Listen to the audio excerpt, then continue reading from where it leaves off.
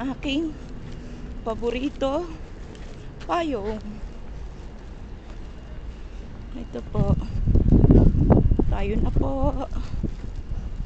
Doble-doble na po yung pandong ko, sobrang init pa rin.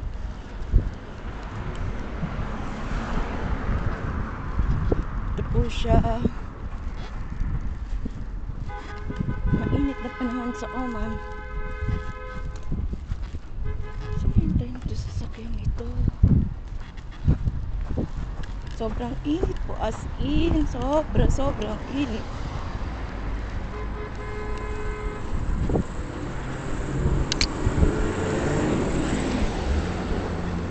Kahit bagong ligo ka, mararamdaman mo yung init ng panahon.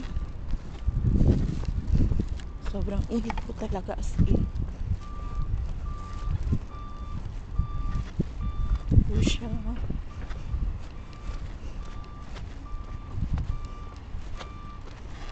Uy, mainit na panahon, malikabok. Sobra.